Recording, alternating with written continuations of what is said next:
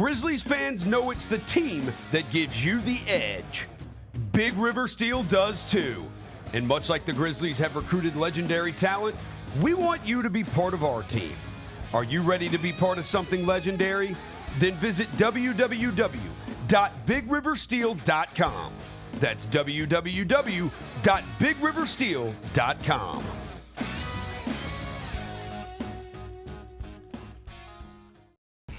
When it's all on the line, you turn to the strong, the stable, the unwavering, to those with a history of raising their performance to meet the moment. It's true in basketball. It's true in banking. Grizzlies Checking from Pinnacle. Play hard. Bank easy. Open a Grizzlies checking account with at least $100 and a recurring direct deposit by August 31st, and you could receive a $200 direct deposit bonus into your account. Details at grizzliesbanking.com. Member FDIC. Justin Timberlake. I'm bringing sexy back. The Forget Tomorrow World Tour. Live in Memphis. Justin Timberlake. FedEx Forum, Saturday, November 23rd. Get tickets now at livenation.com. The brand new single Selfish is available to stream and download now. So if I get jealous, I can't help it. For more, hit up justintimberlake.com. Do you know what LARPing is?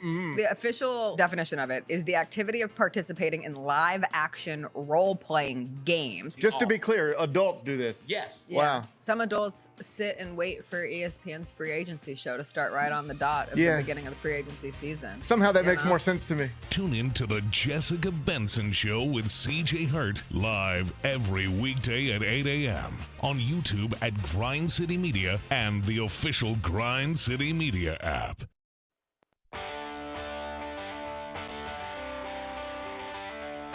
Live from the Built Ford Tough studio at FedEx Forum, it's the Gary Parrish Show, presented by Ortho South, on YouTube at Grind City Media and the official Grind City Media app.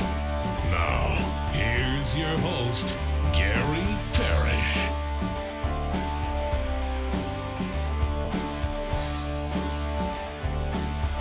All right, I'm here. My name is Gary Parrish. I'm speaking to you from the Built Ford Tough studio, FedEx Forum. We're in downtown Memphis. Bennett Doyle's right there producing the program. Glad he's with me. Glad you're with me. Hope you're getting through the day best you can.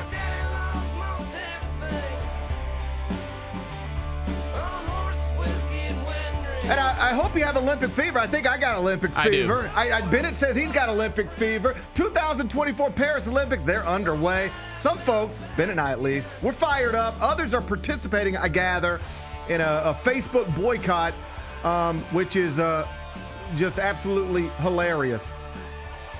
That people are boycotting the Paris Olympics over something that happened in the opening ceremonies. We'll laugh about it momentarily. Okay. Tough it up, Buttercup.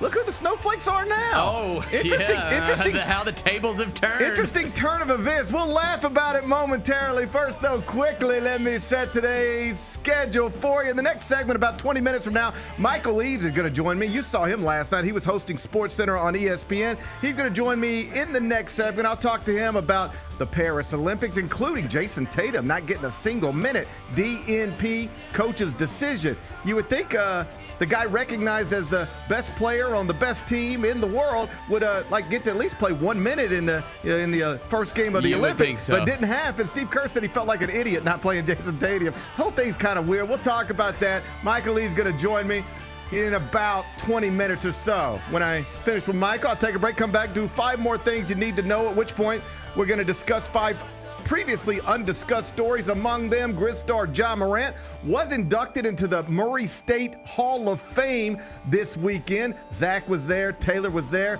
Looked like a really sweet scene. We're going to spend some time on that in about 40 minutes. The Grizzlies have added free agent center Jay Huff to the franchise. 2-way contract. We'll get into that. Tell you why it makes sense in just a bit. Our old pal Tyus Jones has signed a 1-year deal with the Suns. It's a nice price for Phoenix and a great opportunity for Tyus. We'll talk through that a little later on in the show. The Major League Baseball trade deadline is set for tomorrow. Some big names could be on the move, including reigning NL Cy Young Award winner Blake Snell. Orioles might need to add a bat. Mets might need to add a pitcher. a local product could be on the move if Oakland will let him go. We'll talk some baseball in the third segment. And when you travel back and forth to Europe, you got a lot of time on a plane to watch a whole lot of stuff. So I watched some movies and some television shows. And among the things I watched was the new Pete Rose documentary that just dropped on HBO Max. J.J. Abrams produced it. I thought it was excellent. Maybe because I'm a baseball fan, but I thought it was excellent. We'll spend a few minutes on that during a segment we call 5 More Things You Need to Know. Then we'll eventually do GP's Carryout, and we'll call it a day. So that's the rundown. We got a lot to get to, but I did want to start first by just extending my appreciation to, Bennett, Kelsey, Kyra, Robbie, Jacob, Jalen, and everybody else here who held things together last week while I was away spending my 20th wedding anniversary with my wife. I love to work. I'm thrilled to be back. But all of that acknowledged, it is really nice every once in a while to just totally unplug for a little bit. And that's not something I had done for more than a day or two, really since before the start of last basketball season. I'll take a day here and get a weekend there, but just like take several days and just really don't think about work at all.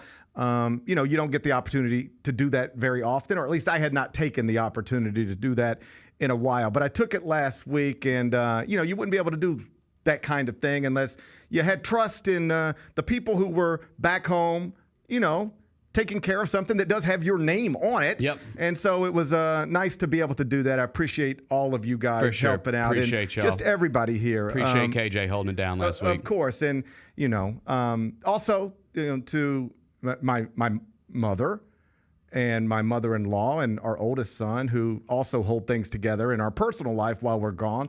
Like, we do have 3 kids, 2 of whom are young. And though we take family trips all the time, I do think it's important for parents to get away by themselves every once in a while without the kids. And the truth is, without my mother doing most of the heavy lifting, we wouldn't be able to do that either. So shouts to everybody here. How was that without the kids? It was, it's like I told Jess earlier, it's like every other vacation I've ever taken in my entire life, which is, there are some beautiful moments. Yeah. There are some frustrating moments. And I think when you look back on it, the good clearly outweighs the bad. But like, I am easily frustrated and easily agitated. And so when things don't go well, or not even well, that's not the right term, the way I imagine them going, like I have an idea of how everything's supposed to go all the time. And I know that life happens then, but I have an idea all the time of how something's supposed to go. And when it doesn't go exactly the way I imagine it, I get easily agitated. So just like it starts right at the top on the way there. And these are all first world problems. Like I'm lucky to be able to do what I just did. But, when every flight you're on gets canceled and then you have to get rebooked on new flights and then your seats have to change, well, that's the first part of frustration. And then they lose your luggage. That's not fun. And then when then they call you and they tell you, oh, we found your luggage. We'll bring it to your resort. And you're like, that's wonderful. And then they bring you your luggage and guess what? It's not yours. And then they say, oh, well, then I guess we'll have to come back and get that. And we'll keep looking for yours. And now you're on day 3.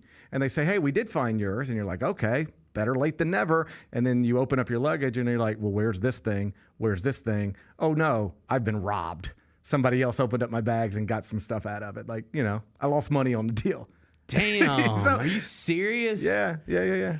Well, at least you got to go experience a week without kids. We did get to do that. Man. We did get to do that. I know you were out of town this weekend too, but with kids. And listen. You love your kids. Yeah, we know this that. was the baby's first vacation. We went to Hot Springs, a little weekend getaway. And man, listen, like you said, like you have some nice, like great moments, some great memorable pictures and things like that. But it can get tough. Oh, well, hey, listen.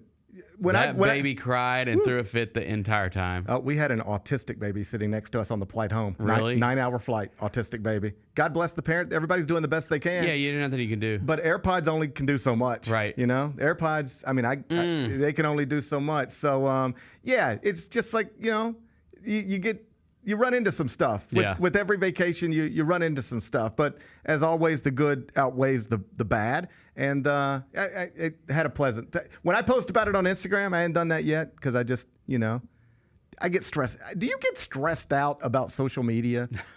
I get actually like I feel like that's on the to-do list of things. Like I have to put together a post and I don't want to because it stresses me out. So I shouldn't say this out loud because it's like, kind of like a part of what we do here and everything. But as I get older, I start to like get further and further away from it. Yeah. Just because it's like your mental health cannot handle that. I'm always looking. I'm just shallow enough to feel like I need to show the world these nice things that I've done. Yeah, if you go on vacation, you got to post about it. It's just part of it. The post has to happen. The post has to happen. Yeah. And here's the truth. I used to post every time I went somewhere. Yeah. So I would go to New York literally every week for work. And then I'd have to find a new post every week for work that would be different but still established for the record.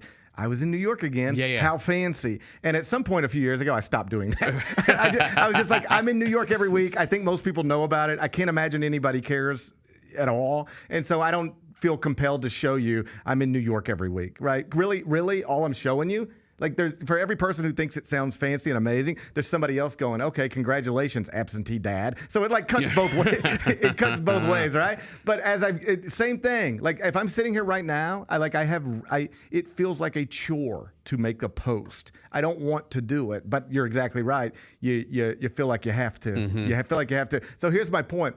There will be no hint of frustration in the Instagram post. It will look amazing, but just know that you had little. It was there. Yeah, it was there in little spots. Yeah. It was there in little spots, and so. But largely, we had a good time. We were lucky to do it. But it is nice to be back. Can I ask you a question? Yeah. Do you have Olympic fever, brother? I have Olympic. I have an Olympic concussion. Oh my God! I mean, I've been smacked over the head. He's with been it. concussed by the Paris Olympics. I am all the way in. You're all the way in.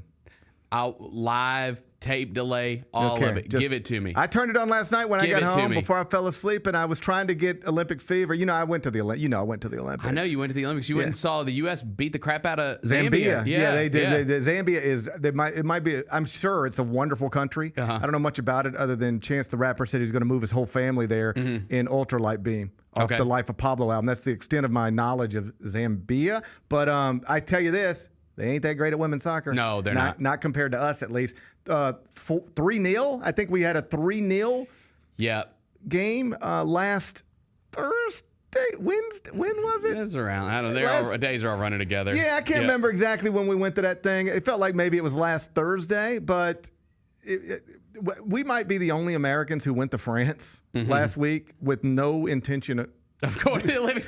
I know. You were telling me about this trip. I was like, oh, dude, you're going to the Olympics. You're like, no, we're just going on vacation. I was like, what?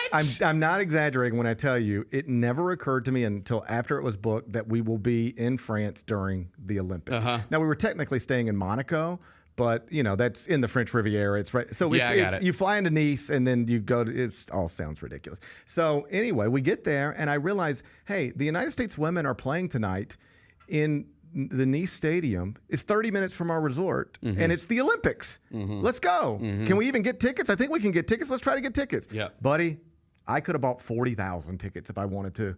Tickets were readily available. Yeah. I was at the Olympics watching the United States women. There's Trinity Rodman. It was amazing. Yep.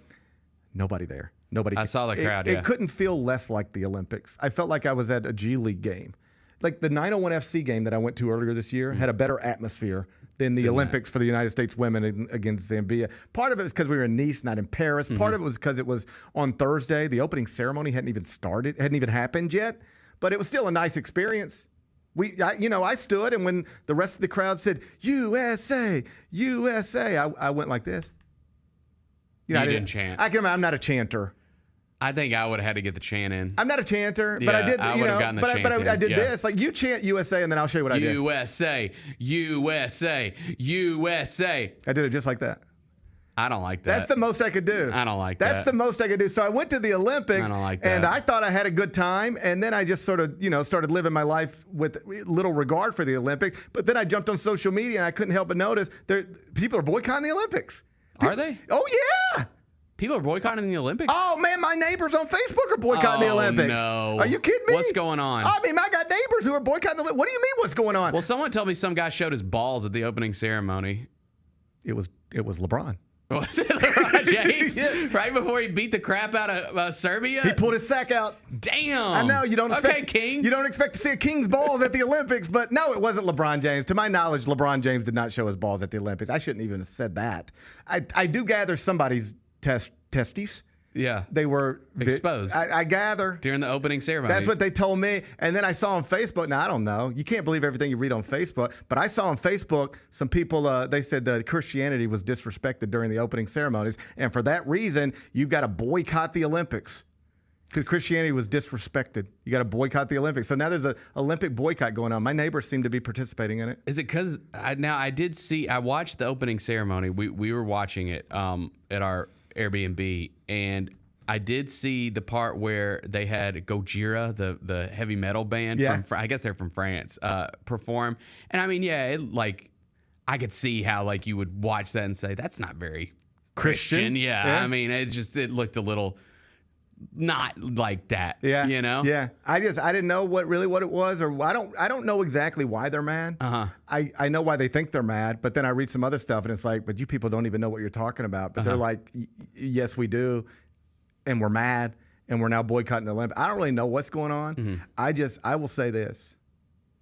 I think it's hilarious that you could get offended by anything that happens in the opening ceremonies of any Olympics so much that you think you now need to boycott the Olympics. Even more than that, announce it on Facebook. I can't imagine. It didn't happen if you don't announce it on Facebook. I want somebody to do a documentary someday, and this is the subject matter. I want a documentary on the people who think it's sensible to jump on Facebook and announce a boycott of the Olympics over something that happened in the opening ceremony. Because I can't imagine how you get to that point. I'd just like to grab somebody who posted this weekend about boycotting the Olympics because they were offended by the opening ceremony. I just like to put my arm around them and be like, how did you get to the point where you thought this doesn't make you seem like a lunatic? How did you get to the point where you're not embarrassed to say you're boycotting the Olympics on Facebook? Dang. Your Facebook friends are seeing that, and most of them, I'm assuming, think you're bananas.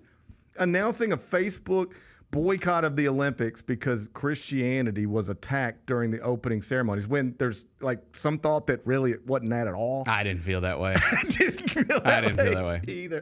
And it's the same people, It's the same people who I thought I was supposed to be a snowflake. That's what they always call me.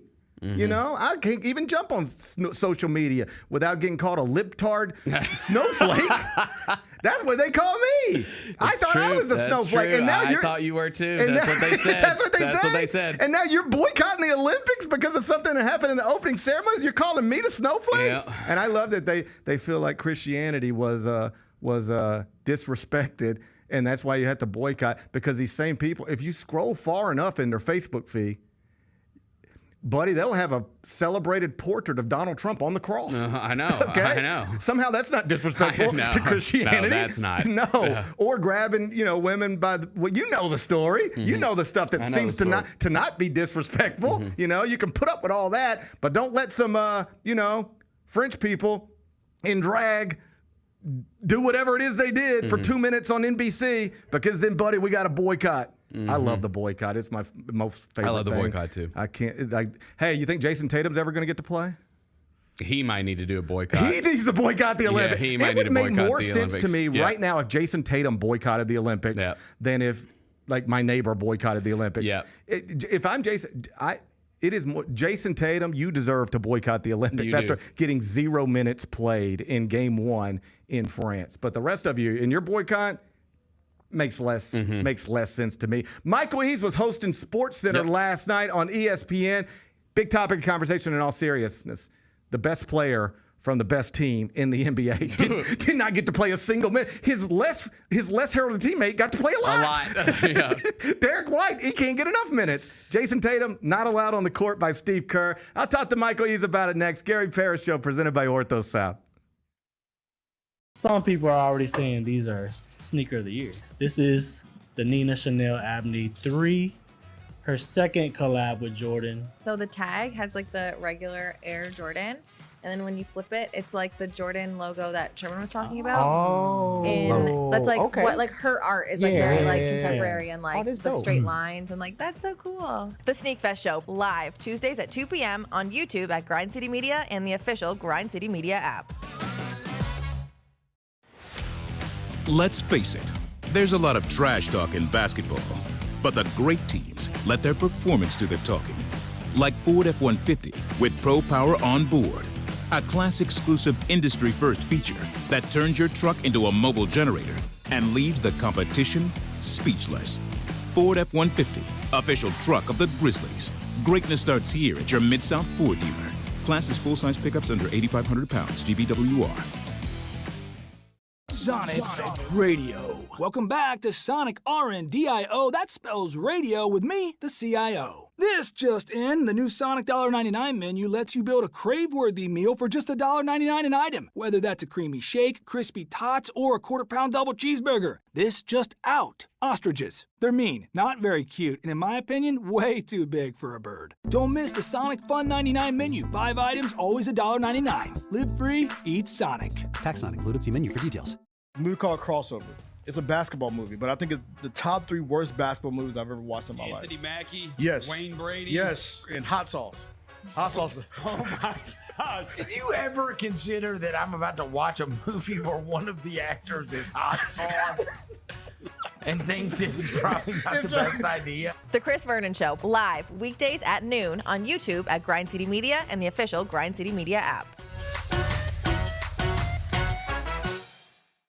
Let's check out the American League. Odds to win the American League this year. The New York Yankees are still at the top. I think if you're looking for a value pick, it's probably the Guardians. Yeah. I mean, at plus 600, they have the best record. Yeah. and they just kind of do it quietly because they have a lot of guys that you've never heard of. The Odds Couple with Rob Fisher, Lang Whitaker, John Roser, and CJ Hurt live Thursdays at 2 p.m. on YouTube at Grind City Media and the official Grind City Media app.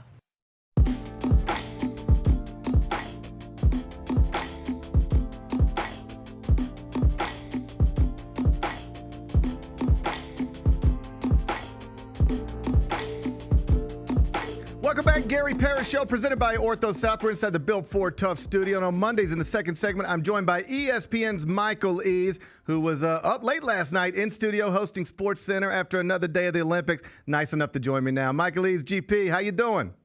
I'm good, man. Good to see you. How was vacation? Vacation was great, and I was having a moment in Spain that reminded me of something you said to me when we were talking about St. Andrews the few weeks ago. I said I didn't really want to go by myself because I would like to do that with friends, like the way you did it with your friends. And you said, you know what? You wouldn't be by yourself. You would end up playing with some people, and it'd probably be interesting. And I was in Spain, with my wife, but she didn't go to the golf course in Spain with me. And I got paired with a guy from Germany. His name was Max, and we just had the best time. Just 18 holes with Max from Germany, and it was just, I'm always hesitant, like, I don't know if I'll get along with this person or if I'm not good enough to play with this person, and with rare exceptions, it's always beautiful and enjoyable. I guess this is a great thing about golf, and I'd like to get your thoughts on this. Regardless of political views or anything, I've rarely run into somebody on a golf course that I can't spend 3 to 4 hours with and have a pleasant afternoon. It's often one of the best aspects of golf. Yeah. Is that social aspect that you will end up playing with someone that you probably wouldn't have met otherwise, and you could end up having an enjoyable time with a complete stranger. But also the beauty of golf is, Gary, is let's say for the sake of argument that it is that rare occurrence where you meet a guy or a woman and they're just not someone you want to spend time with. Right. Golf enables you to part ways with people. You can play the same hole and then come together just at the green and at the tee box. So you can do it regardless of how well received that person may be for your particular personality. And it's probably overstated, but you'll understand this. Like by the end of the 18 holes, I spent 3.5, 4 hours with this guy. By the end of it, he does travel for a living to the States for like he's played Pebble Beach and he's played Sawgrass. He comes here. By the end of it, we're like actually making plans. Like, buddy, when you come to Memphis, we'll go do this. And who knows if it'll ever happen, but we got close enough that we were having that conversation by the end, which, was one of the more pleasant things on the whole trip. And think about it. That just added to your overall experience, and you almost didn't do it. That's exactly right. That's exactly right. So I appreciate you pushing me in that direction. Let's talk actual Olympics. I saw you in studio last night. Sometimes people will say the Olympics are sports for people who aren't really sports fans, but you can still get caught up in it. I'm obviously a sports fan. I'm going to watch baseball today just as much as I'm going to watch the Olympics today. But I do enjoy the Olympics. Do you enjoy like what you're doing right now? Hour-long sports centers, mostly about stuff happening in France. I enjoy the pageantry of the Olympics, and I enjoy the fact that it is the largest gathering of sports and culture in the world. I've been fortunate to cover 2 Olympic Games firsthand, 2016 in Rio and 2018 in Pyeongchang, South Korea. And just the convergence of culture to me is astonishing, it's breathtaking, and I'll always remember those memories, and I will cherish them. From a sports standpoint, as a fan, there are certain events, disciplines, if you will, that we only care about every 4 years. I mean, that we have to be honest with ourselves about certain things, and that is the case with some of these events. But it's also about the storylines that the athletes have that also pique our interest as well. So you may end up watching something you wouldn't have otherwise because you saw this cool feature during NBC's coverage or something that we did on ESPN. It's like, oh, I'm going to check out air rifle this week, or I want to see the kayaking this week because of this person or this person. That's the cool part about it. It is the human interest stories that lead into the athletics themselves. Now, having said that, some of the greatest sports performances that we can remember have often come in the Olympics, right? So again, you put all that together and it is must-see TV, no doubt. From a basketball perspective, the biggest story out of yesterday wasn't that the United States cruised past Serbia, but it was that Jason Tatum, the perceived best player on the Celtics, and I should use that word because others might argue it's Jaylen Brown, and that's a totally reasonable opinion. But most people say Jason Tatum's the best player on the Celtics. They're the reigning champs. He's been first-team All-NBA 3 straight years, and he got a 0 minutes DNP coach's decision yesterday. Frankly, I understand it, but it is still like a wild thing to see. And even Steve Kerr afterwards said, I felt stupid not playing Jason Tatum. What did you make of that story? Sports fans can't be happy. And think about it. One thing about the Olympic spirit, and specifically in this country, when it comes to playing for Team USA, oftentimes we talk about sacrifice. Mm-hmm. And we give these professional athletes a lot of criticism for the guys who don't want to sacrifice and play for their country and all these things. And we get a prime example of that with Jason Tatum not playing and maybe sacrificing his ego for the good of the team, which is supposed to be what the Olympic spirit is all about at its core. But no, we want to say Steve Kerr just made the most stupid thing of all time. He didn't play Jason Tatum in a 40-minute basketball game, which is 8 minutes shorter than an NBA game. And people's like, well, it's only 8 minutes. It actually impacts your rotation. Those 8 minutes are much bigger than the average person realizes. But we want to make a big deal out of everything. Now, if Jason Tatum plays the next game and someone else doesn't play, are we going to get mad at Steve Kerr for not playing that guy? Is every guy supposed to play 12 minutes in this game? Well, when we did that a while ago, they started getting beat. Right. It's like, oh, we got to redo USA basketball. It's about the team and fit and all this other kind of stuff. And so when Jason Tatum doesn't play, now we go back to criticizing Steve Kerr just because sports fans can't be happy. Bro, not every story is a story, right? And we haven't heard anything from Jason Tatum about it. Now, if he went on Instagram or social media and started saying, man, I come all the way over here not to play and all this kind of stuff, then yes. But just the fact that he did not play, Tyrese Halliburton didn't play either. Right. And last time I checked, he was All-NBA and an All-Star. Right. But only Jason Tatum is the story because his team just won the championship. He wasn't a finals MVP on his team. Jaylen Brown was. And Jaylen Brown's not even on this team, right? So, again, we can find stuff to criticize all the time. And so often, Gary, and maybe it is because of, what we do as a profession. Mm-hmm. Some people just find stuff to criticize. Right. And to me, it gets a little tiring because it often ends up being overblown and unnecessary. Steve Kerr did say a handful of things. One, that he talked to Jason about it before the game. Like, they knew that this was possible. And he talked about it with Jason, and Jason was cool. Jason was cool after the game. And he said earlier today, I guess, because, we're a 7-hour time difference here. He said, Jason Tatum will play in the next game. And he said, and before you ask your next question, I'm not going to tell you who's not going to play in the next game. We'll just deal with that. But it is a 40-minute game, and you really can't play more than 10, and that means some of the best players in the world are going to be tied to the bench. It's just the way it is, and I'm with you. As long as I can laugh about it and joke about it. As long as Jason Tatum and Tyrese Halliburton, or if next game it's Bam Adebayo, as long as they're okay with it, then I don't know why I would be upset about it. Yeah, why are we criticizing guys for sacrificing for the betterment of the team? Right. That goes against all American spirit, right? Like, literally, that's what you want from guys to check their ego at the door for the benefit of the team. 2 guys ended up doing that, and now we want to criticize Steve Kerr for only playing 10 guys in a 40-minute basketball game. Elsewhere in the Olympics, Simone Biles, obviously a big story given what happened in the last Olympics. She had the scary moment early on, but as this thing continues to move forward, obviously LeBron James is LeBron James, Coco Gauff is Coco Gauff, but Simone Biles seems like, at least from my childhood, you talk to me about my childhood Olympic memories, it's Mary Lou Retton, it's not Patrick Ewing. The gymnastics seems to register in a different way. Does Simone Biles emerge from this as an even bigger thing than she's already been? I believe so, just because of the history that she's on the cusp of making here. I mean, she's already the greatest gymnast of all time, just with her international record, 30 world championship medals, right?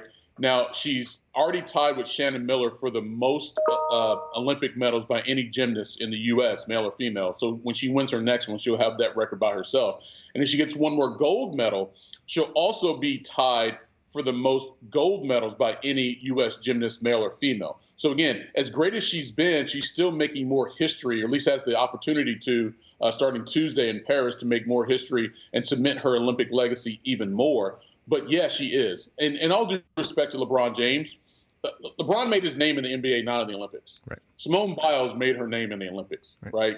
The World Championships are one thing, but there's nothing bigger than the Olympics as it relates to gymnastics, track and field, and certain other disciplines in the Olympic rotation. So yes, I believe she will, just because she's already been that superstar before. She had a little bit of a downward turn, if you will, in her last Olympics, dealt with some both physical and mental issues. To overcome that, Gary, and potentially win another 4 gold medals at this Olympics, yes, it will be Simone Biles for sure. I want to bring you back to the continental United States. I'm mostly unplugged for the past week while I was on vacation, but, I'd still open up a Twitter app every once in a while, and I'd see Shohei Ohtani hitting a ball in Houston to a place where balls are not supposed to go. This comes not long after he just hit one at a Dodger Stadium, one of the rare people to ever do that.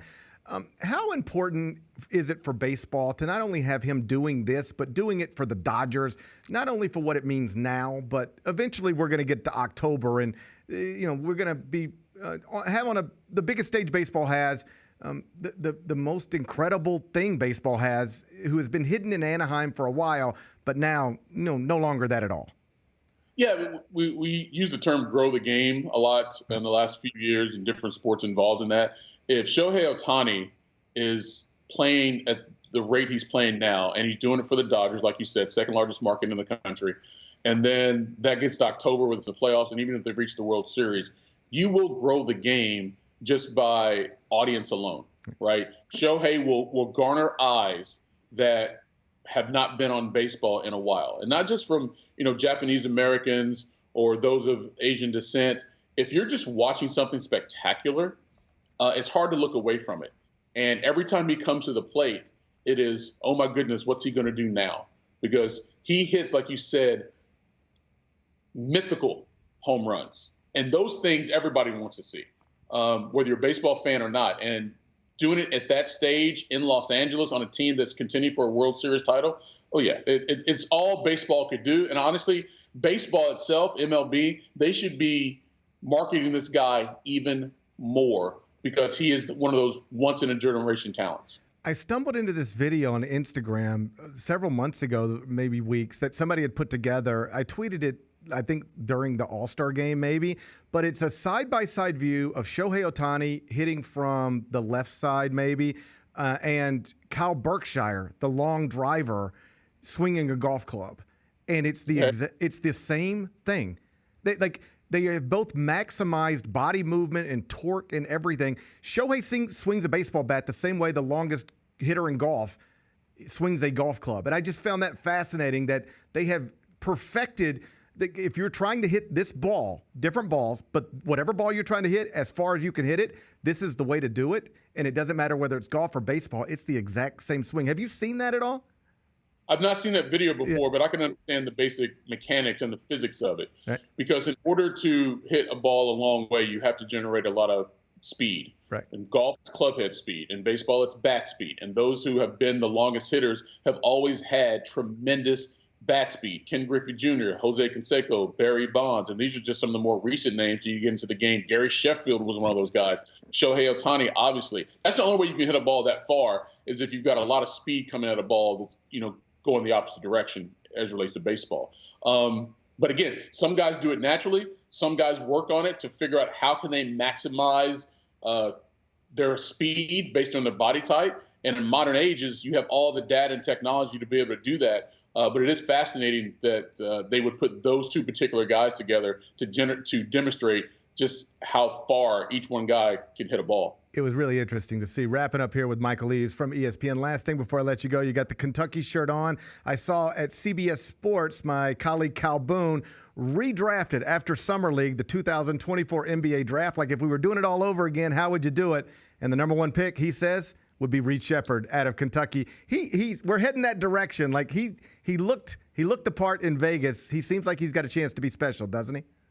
Yeah, I think he does. I did one of his games. I called one of his games in the Summer League. First time I obviously seen him play in person. His mom was there, so it was cool to catch up with Stacy going back to our Lexington days. He showed a lot of poise, too, Gary, and that, to me, speaks to your intangibles. Athletic ability is clearly there. But he struggled early. I think he missed his first 8 of 9 shots or something. And I forget who they were playing. Oh, they were playing Minnesota because it was Rob Dillingham. And it was clear that there was a concerted effort to make Reed play a certain way.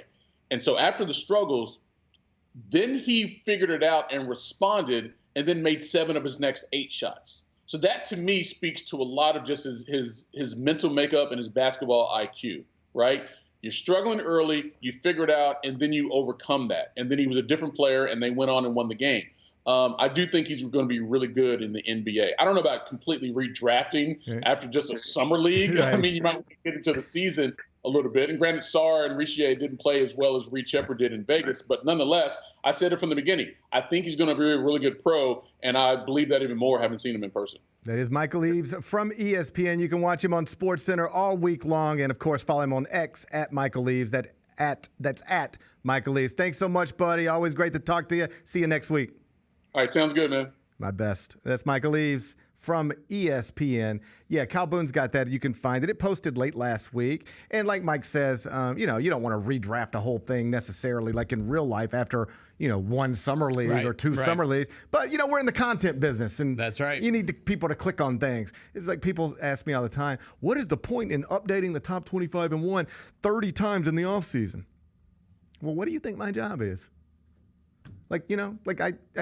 I am fortunate to make a living doing what I do, but some of that is tied to I need to deliver for the people who employ me, right? Right. And so whether it's stupid or not, we can have that conversation whenever you want. But I can tell you this, every time I update the top 25 and 1, a lot of people click on it. Mm-hmm. And ads automatically play, and that's money straight to CBS Sports, and that makes it where people go, you know what?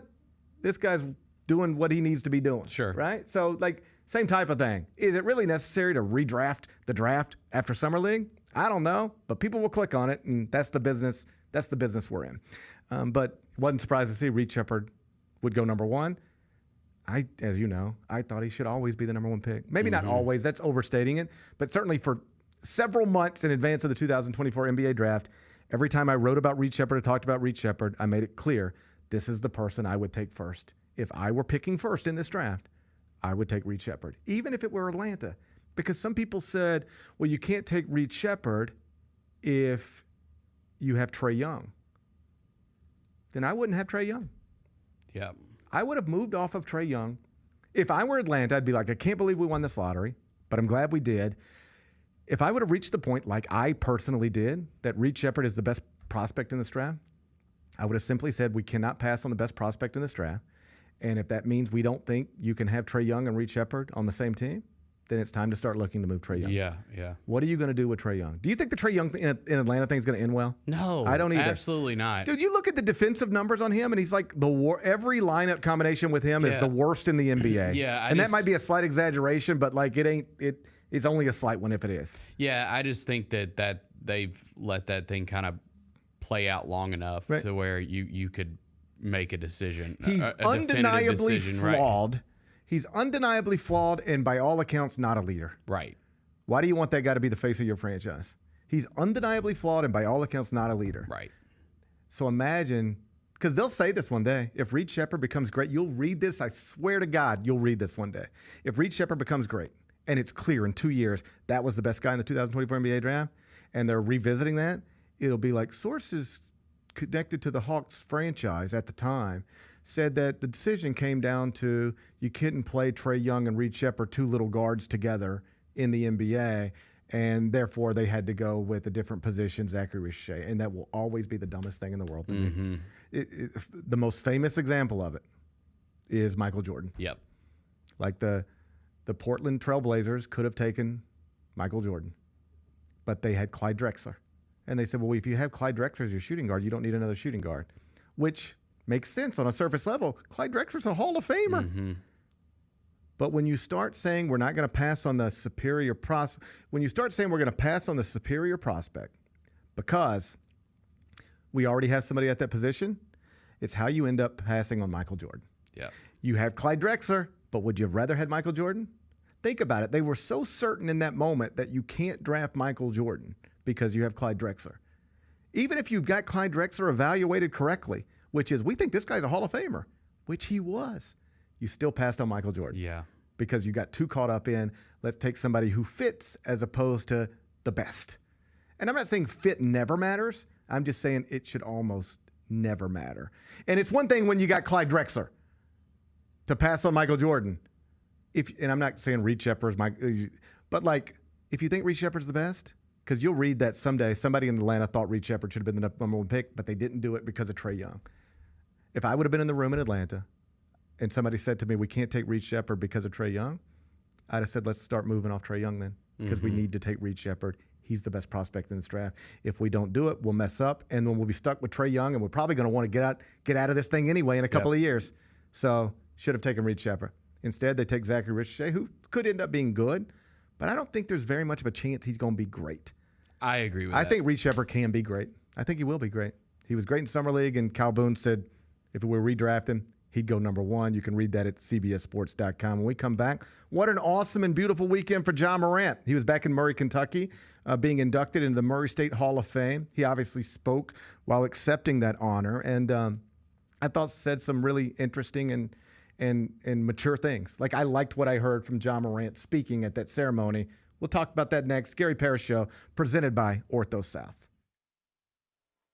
They needed size. They needed shooting. What were your initial thoughts on how this class turned out for the Grizzlies? Analytically looking at it, you had to have a big man, and they got the best big man that was left on the board. Hey, Grizzlies fans, be sure to tune in to Grizzbeat, where the panel and I break down all things Grizzlies and take a look at the rest of the NBA as well. The show is live every Wednesday, 2 p.m. on YouTube at Grind City Media and the official Grind City Media app.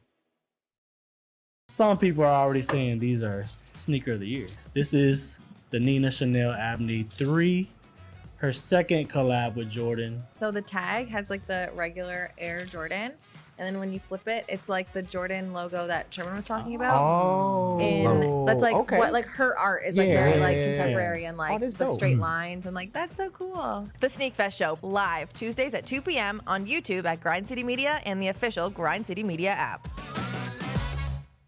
Do you know what LARPing is? The official definition of it is the activity of participating in live action role-playing games. Just to be clear, adults do this. Yes. Wow. Some adults sit and wait for ESPN's free agency show to start right on the dot of Yeah. the beginning of the free agency season. Somehow that You makes know? more sense to me. Tune in to the Jessica Benson Show with CJ Hurt live every weekday at 8 a.m. on YouTube at Grind City Media and the official Grind City Media app.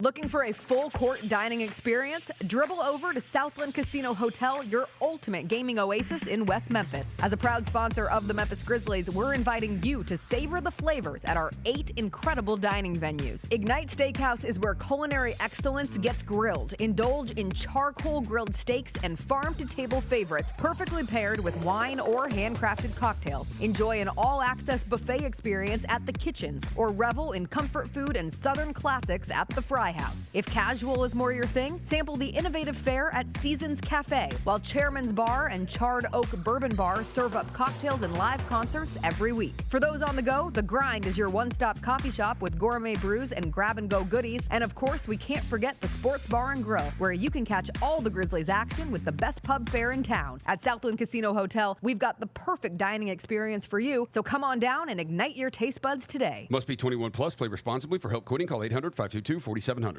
Maxwell in concert. The Serenade Tour. October 16th at FedEx Forum. Maxwell. With special guest Jasmine Sullivan. And October London. Tickets on sale now at livenation.com. Don't miss Maxwell live. Sad. Did you see the quotes from him? No. What'd he say? So while accepting the award, the honor, as he did, he said, among other things, quote, "Pretty sure everybody knows the recent events that happened. There's a lot of decisions each of you could have made, whether to still support me or not. But to see y'all here, it means a lot. I really appreciate that." That was unprompted. Nobody asked him a question about the controversies or the suspensions and the things that he's gone through that are well documented at this point. But he was compelled and felt it was important, I assume, to acknowledge it up front. You know, in his own words, more or less say, I can totally understand why you wouldn't want to be honoring me right now, given how the past year and a half or whatever has gone. Yep. But you are. And a lot of you are here, and I really appreciate you standing by me, because he has taken a hit. You know, he's taken a hit. He just has. Yeah. Here's the truth. If he's, if healthy, he should be in Paris right now. Yes. And no question. And the truth is, even if he had been healthy, he probably wouldn't have been, because of the other stuff. Yeah, and you just weren't with that group. Yep. You just don't, I think it's reasonable to assume, even if healthy, he would not have been a part of this, even though I think he's undeniably one of the 10 best American players in the world. I don't if you want to fight about it, we can argue, but you'll never move me off that.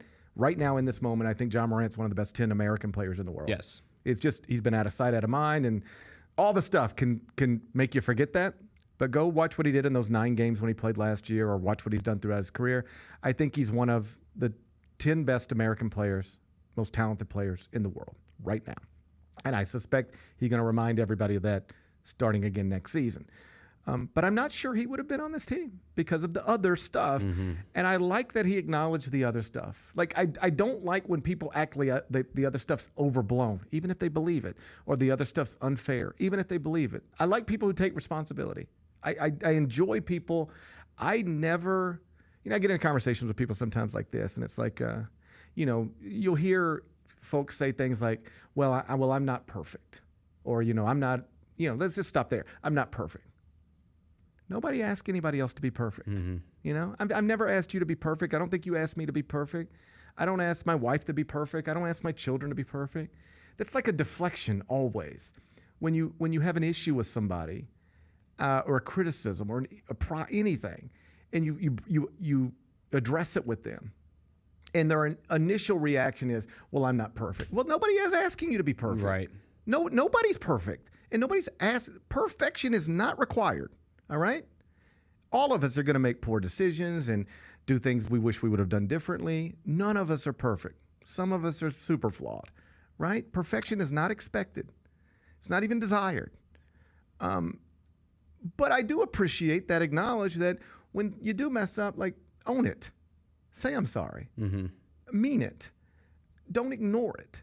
And in his own way, and I would never want to speak from Ja, but that's what I took from that. I'm pretty sure everybody here knows the recent events that happened, and there's a lot of decisions each of you could have made whether to support me or not. I'm just glad you are choosing to. I appreciate it. I won't forget it. In his own words. That's what he said to that crowd. That's the message he wanted to send.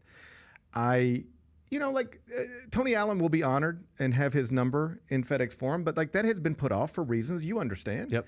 All right. And for Ja, it could have been the exact same thing. Like, obviously, we're going to induct Ja Morant into the Hall of Fame at Murray State someday, but do we really need to do it now? Well, they did it now.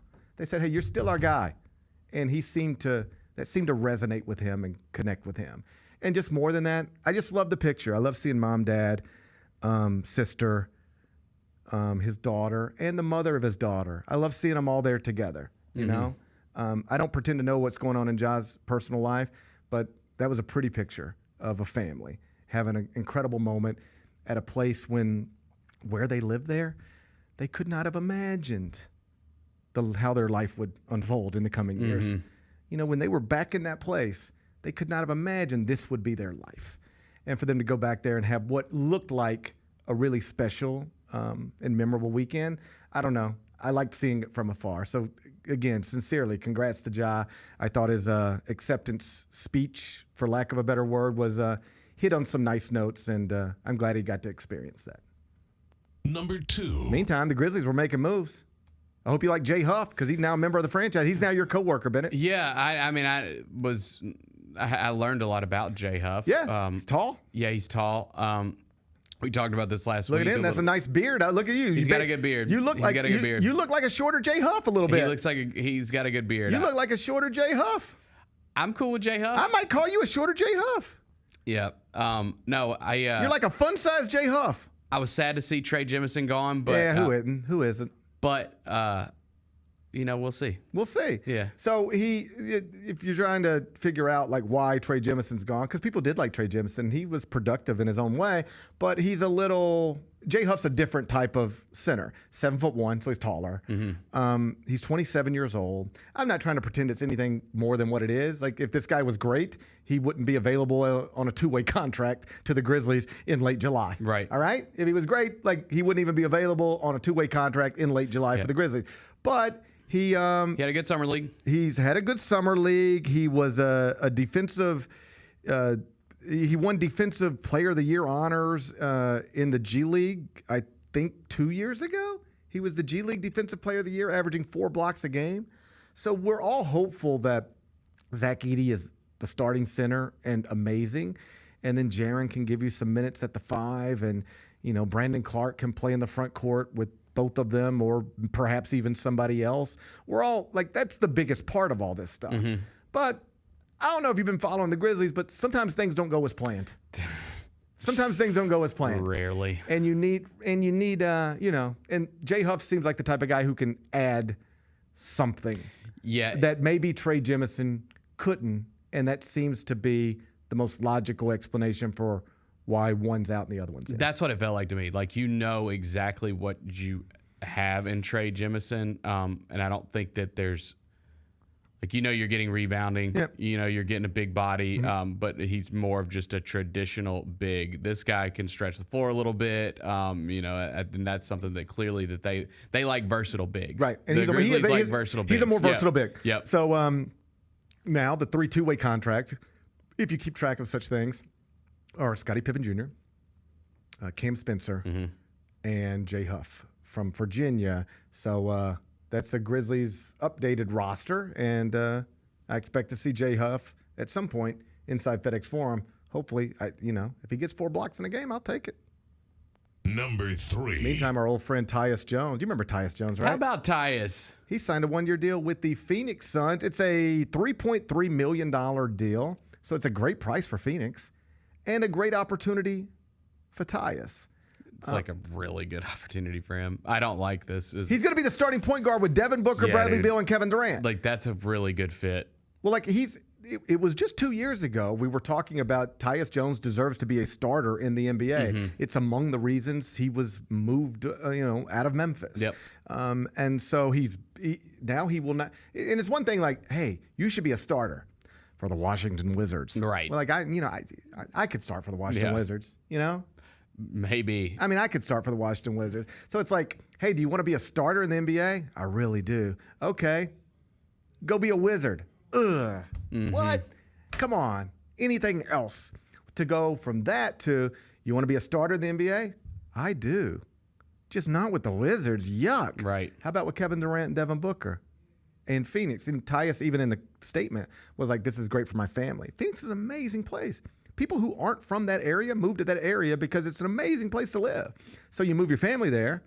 You ain't making as much money as you'd probably like, but you're the starting point guard on a team that at least thinks it can compete for a title. Mm-hmm. Whether it can or not, I don't know. Didn't look like it last year, but they think they can. And the biggest reason they ultimately couldn't or didn't, at least if you read the basketball experts, is they tried to play without a real point guard. Yep. They thought they could be the NBA team that just doesn't need a point guard. Oh, we got Kevin Durant, Devin Booker, and Bradley Beal. Why do we need a point guard? Well, it turns out you do need a point guard. You need a real lead guard, and Tyus Jones is a traditional point guard. Maybe a little too traditional of a point guard, but like that's what he is. So Tyus Jones will be the starting point guard in Phoenix, and if things go well, he could end up a starting point guard on a world championship team. It's not what I'm wishing for. I'm not wishing for it either. I wish Tyus the best. I wish Tyus the best, but not that kind of best. If only one point guard can be the starting point guard on a world championship team, I want it to be John Morant, not Tyus Jones. Mm-hmm. But it is an interesting and possibly great opportunity for Tyus Jones. So we do wish him luck, just not all the luck, just a good portion of it. Number 4. You ready for the MLB trade deadline? It's tomorrow. I read your Orioles need to add a bat, particularly they a right-handed bat. They need all kinds of stuff, dude. They have had a rough month. Hey, and the Mets just had a rough weekend, But the Mets have been playing well. If the playoffs started today, the Mets would be in the playoffs, and the Orioles would be in the playoffs. Yeah. Hey, Bennett, not everybody gets to make the playoffs. That's right. But your favorite team looks like it's going to be in the playoffs, and my favorite team now looks like it's going to be in the playoffs. What if we get the Orioles and the Mets both in the playoffs? That's going to be fun for us. Yeah, it's going to be fun. What if we get an Orioles-Mets World Series? Do we have to go? I think we're going, Bennett. Oh, if we get a Mets-O's World Series, yes, we have to go. It's just like... Bennett, we're going to go. Can we commit to that right now? Yes. And we'll make it work.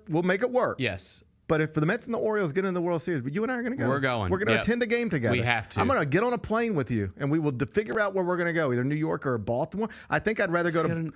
You want to go to New York? Well, no, you've never been to Camden. I've never been to Camden. I have been to Baltimore, but I've never been to Camden. But you've never been to New York. I've never been to New York. Okay, we're going to New York. Yeah, then. let's go to New York. Deal. Yeah. All right. I'll wear my O's gear. It's fine. It's fine. I'll protect you. Yeah. If we get a Mets-Orioles World Series, you and I are going to go to New York. Yeah, we're I gonna like do that. All right. I'm fired up about baseball again. I was been a little detached from it, but Lindor's been awesome, and now the trade deadline's coming up. And I read the Orioles. I read Jeff Passan. He said the Orioles are looking to add a bat, and the Mets are looking to add a pitcher. And among the candidates, reigning NL Cy Young Award winner Blake Snell, who got off to an awful start with San Francisco, but his last 4 starts have been great. Trade deadline's 5 o'clock tomorrow. Orioles have got to do something. They've got to do something. Do you know who one of the biggest bats maybe available could be? Although his franchise has said we're probably not moving him. Brent Rooker. Okay. ECS, went to Mississippi State. Sign me up. Did you realize? Tell me if you realize this and be honest. Because I didn't. I'm going to tell you right up front. I did not realize this. If you do American League home run totals, Brent Rooker's 5th in the AL in home runs right now. Kid's from here. Young man from here. That's what I need. It's Aaron Judge at 37, then a couple of Orioles. Yep. Then it's Juan Soto. Yep. The Orioles are... It's Gunnar and Santander, right? That's right. Yeah. And then it's Juan Soto is 4th in the AL with 27. And then it's Brent Rooker, 25. Just think about these names. I'm just going to say these names. All these names are the best home run hitters in the American League. Aaron Judge, Juan Soto, Brent Rooker. Damn. I mean, that's where we're at. That's crazy. That's what we're talking about. He's from here. He went to Mississippi State, Collegiate Player of the Year. Oakland has said they don't want to do a. Why wouldn't you? Yeah, why wouldn't you? Why wouldn't you? You're not going anywhere. You're not doing anything. Well, they are going somewhere. I mean, yeah, Las Vegas. Yeah. But aren't they going to? They're going to Sacramento for next a minute. season, right? It's just a weird deal. It's like It's like the Oilers coming to Memphis for a year and then going to Nashville, and it's one of those deals. Like I hope for Brent's sake, I'm just assuming he would rather be somewhere other than Oakland. Yes. I don't know him or as far as I know anybody. I don't know him. Yes. But I'm assuming he'd want to be out of Oakland, and for that reason, I hope that he gets moved. Although sources close to the franchise have told reputable MLB reporters that as of this moment, the report is when franchises are calling about Brent Rooker, Oakland is saying we're probably not moving him. But I hope he does get moved. I hope he does get moved. Hey, if 2 days from now we're talking about he got moved to Baltimore, we'll both be happy for him. That'd be sick. MLB trade deadline tomorrow at 5 o'clock. We'll see what moves happen before then. Number 5. So when you travel back and forth to Europe, you got a lot of time on your hands. And sometimes you have Wi-Fi on these international flights, and other times you don't. Mm-hmm. I think on our way there we didn't, and on the way back we did. Yep. But I'm committed to a cause. I'm disciplined. Mm-hmm. I refuse to get Wi-Fi on international flights because I'm dedicated to using that time to watch stuff. I'm just constantly scrolling the internet anyways, and I'm going to take these it was a 9-hour flight. I'm going to take these 9 hours, and I'm going to watch stuff. And I watched some stuff. What'd you watch? Okay. Oh, buddy, a lot. I got caught up on House of the Dragon. Good. I like it, and I know it's great. Oh no! I know it's great. I'm saying that. Listen to me. I know it's great. I know. Okay. I do not enjoy watching it.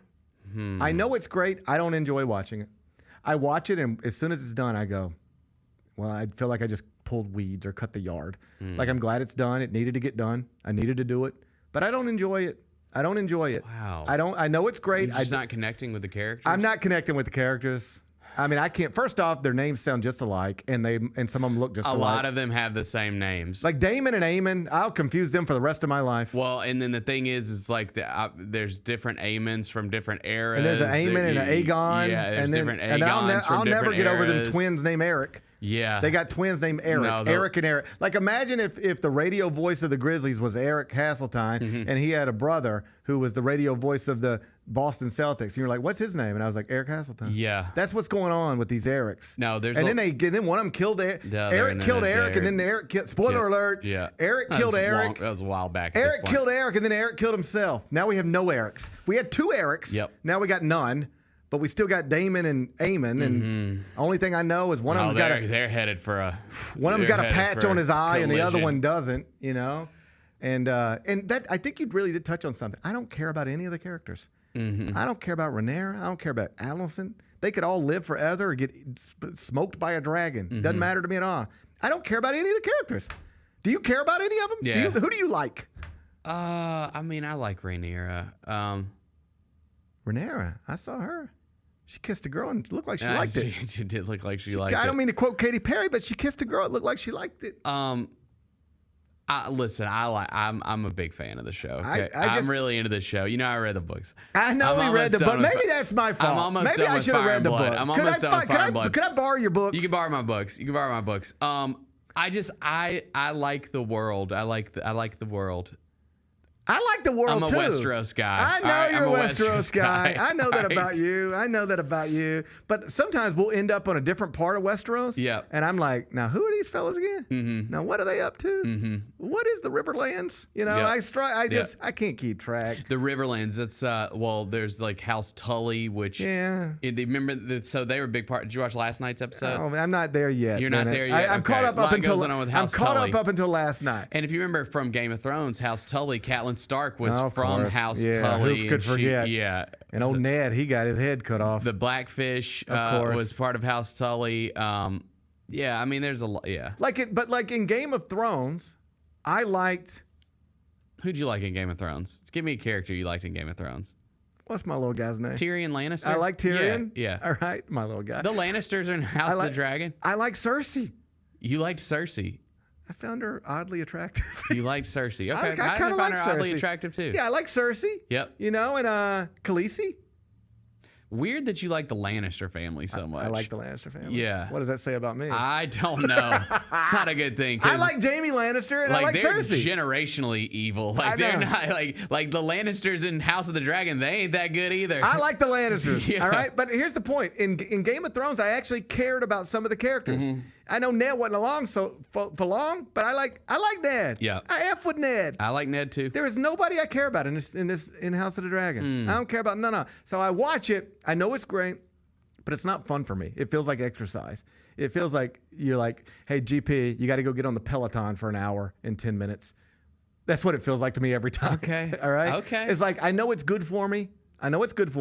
And when I'm done with it, I'll be glad that I did it. But I don't want to do it. I'm not going to enjoy it. That's what House of the Dragon is. It's like a Peloton. Yeah, like after each episode, I have to go and like read up about it's impossible. The house and the lineage, and I just start to think like maybe I got to really deep dive into it. I just got to start to think like maybe this is what it makes me feel insecure about myself. It makes me feel like I'm not as smart as I think I am because I don't know think it's that. I think because I'm like maybe I'm just as stupid as they say on Twitter. No, that's what I start to think. I go maybe I'm just as stupid as the people say. No, I think with this series and this world, you have to either jump all the way in and become obsessed with it, or you're just gonna get lost. You're just gonna get left behind. You know. This is what House of the Dragon does to me. Yeah. I watched like 4 episodes to get caught up until before last night. And I am so tired of trying to pay attention and think and figure things out that at some point I went to like the Apple app just looking for movies. And I found a movie called The Girl in the Pool. Okay? This sounds simple. And it said thriller, 90 minutes, Freddie Prinze Jr.'s the star, and it actually had okay reviews. And it said, wife is throwing surprise birthday party for a man whose mistress dies in the pool, and that's the story. Okay. The guy's having his mistress over. Weird. On his birthday. Okay. She dies in the pool, and as he's trying to figure out what to do about this, because, you know, I ain't never had a mistress die in the pool, but I don't know if you, like, are your instincts to call 911 or not? You probably should. You probably should, and you just got to bite the bullet on this one. Yeah. You just got to bite the bullet on it. Yeah. You know? Oh, buddy, I can't imagine how stressful it is to be having an affair and then your mistress dies in your own pool. It's tough. That's got to be tough. Yeah. That's got to be a tough one. Yep. I feel like you probably just got to bite the bullet on that one at that point, and, you know, it's going to be, you're going to have to come up with some stories, but you probably just got to call the cops. Yeah. All right. So this fella, he decides not to, because that probably wouldn't make a good movie if you call the cops. That movie probably doesn't last very long. I agree. So he's trying to navigate this surprise party with a dead mistress, like hanging out. Yeah. Yeah, it's tough. So House of the Dragon is so stressful for me that I rented that movie next. Because I was like 90 minutes. Seems like I could miss some stuff, and it won't. Seems like I'll catch back up. It feels like I'm gonna know exactly what's going on in this one. Yeah. I haven't watched it yet. I'll get back to you on it, but I did download it only because House of Dragon pushed me there. Okay. I was so tired. What else did I watch? I finished Killers of the Flower Moon. Finally. It only took a year. That movie has been consistently downloaded in my phone since it came out. Yeah. And every time, how long was it? Like 336? Yeah, it's over 3 hours. Every time I look at it and it says 3 hours and 36 minutes, and every time I go, I don't have time for this. Because I never feel like I have time to just not do anything but watch this. If I have 3.5 hours of free time, I'll just go to the golf course. Yeah. I can't. But on a plane, what else am I going to do? I watched it. You ready? Yeah. Man, I wish I'd have done that earlier. It was great. It's so good. It's so good. So good. It was really good. Yeah. So I watched that. Really enjoyed that. The Bike Riders. Oh, another great one. I thought it was You watched great some too. good movies, oh, buddy, man. I You was had in a good it. flight. Great flights. Yeah. Watch that. And then this is the one I wanted to talk about. Have you heard about Charlie Hustle and the Matter of Pete Rose, the new documentary that J.J. Abrams just produced, just was released on HBO last Thursday night, was episode 1. No, I haven't seen it. I saw the trailer, though. Okay. Yep. So it's a 4-part documentary. Each episode is like 55 minutes, something like that. So basically 3.5 hours, 4 hours is the whole thing. Yep. And on the flight there, because we flew last, I don't remember, I lost track of time, but it wasn't available to download on the flight to Europe. So I didn't see it. But suddenly I'm looking for things to download on the flight home, and it was just there, right there on the app. So I was like, okay, boom, boom, boom, boom, download all that. I thought it was great. it's about Pete Rose, who, for people who don't follow baseball and maybe are young, he's the all-time hits leader. You know, like LeBron James has scored more points than anybody in the history of the NBA. Mm-hmm. Pete Rose has collected more hits than anybody in the history of Major League Baseball. In part because he played 5 years longer than he probably should have, but like whatever, it's fact. Nobody's ever played more games than him, collected more base hits than him. He's an all-time great. Charlie Hustle, that's his nickname. Got it. By the way, do you know the origin of the nickname? No. This was just an interesting part of the story. And it emphasizes how he's an interesting character. And it emphasizes how he sees the world in ways that just other people don't see it. As you're watching it and you're listening to him talk about himself and other things and tell stories, the whole time I'm thinking, this guy really reminds me of somebody else. And do you know who it is? Donald Trump. Oh, yeah. Okay. He talks a lot like Donald Trump. And I was like, is this just... And then at some point in the documentary, there's somebody who says there's a Trumpian aspect to Pete Rose. I was like, I was waiting for that. Yeah, because I'm picking up on that too.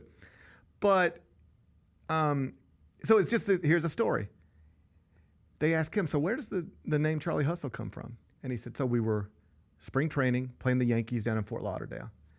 And he said, I get on second, and I steal third.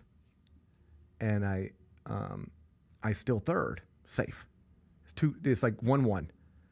I'm on second. I steal third, safe. Mm-hmm. 1 out, something like that. Shallow fly ball into left. The third baseman is going back to get it, backtracking. Pete Rose says there's no way somebody backtracking is going to throw me out at home. If you're going to get me, you got to be coming forward. You cannot backpedal, catch a ball, and get me at home. So I'm going. Guy catches it, tags up. He says, I slide into home, safe, we win. And in the postgame, Whitey Ford, manager of the Yankees, and Mickey Mantle, star of the Yankees, both referred to him as, like, you saw Charlie Hustle out there. That's how you win baseball games. And it's like, oh, wow, what an amazing nickname. Mickey Mantle and Whitey Ford called him Charlie Hustle because he, like, manufactured a run just because he was hustling. What an amazing story. And then they talk to, like, a baseball historian, and they're like, well, no, that's not it at all. They're like, yeah, it was the Yankees, and it was spring training. But, like, somebody on the Yankees hit a ball 400 feet to left field, and Pete Rose was playing left field, and the ball was like way out of the park. And yet he ran as fast as he could and jumped up on the wall, and they were like, look at Charlie Hustle out there. They were mocking him. Oh, wow. Okay. They were like, no, they were mocking him. Like, oh, look at Charlie Hustle out there trying to act like he's trying hard. Just two totally different stories. Yeah. He latched onto one, but couldn't realize, like, that was the point. They're like, no.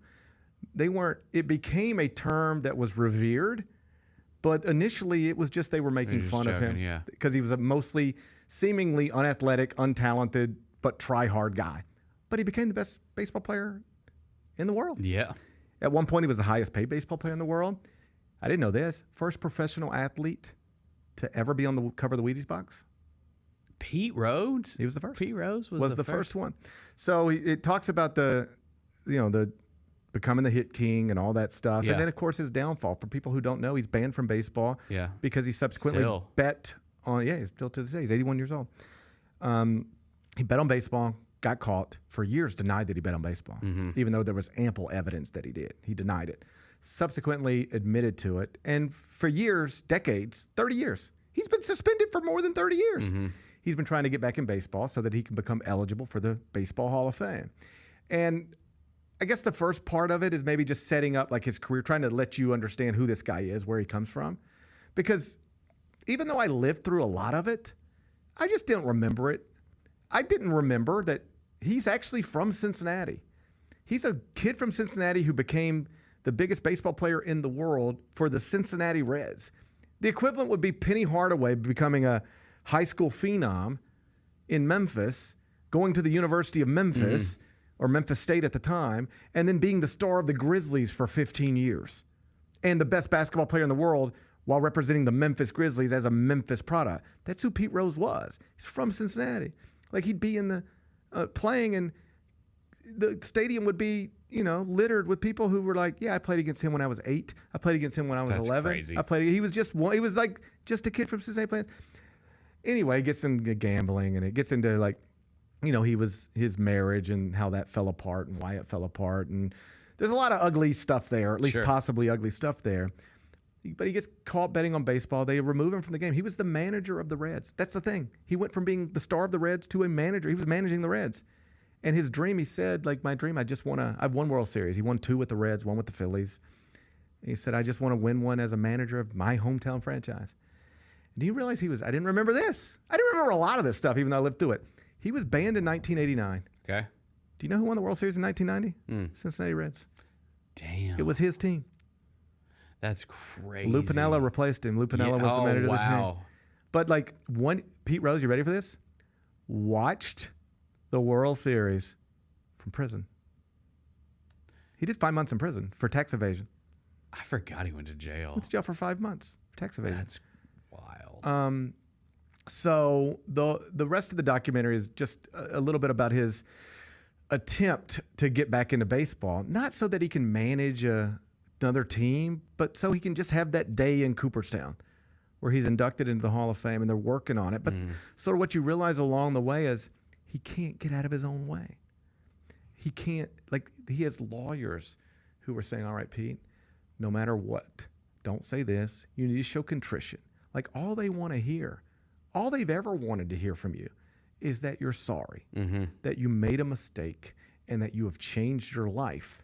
And instead, for years you lied about it, and now you've taken up residence in Las Vegas, and you're constantly talking about gambling, and like you're just not saying the right things. And so they finally convince him, like, you just have to say these things and don't say these things.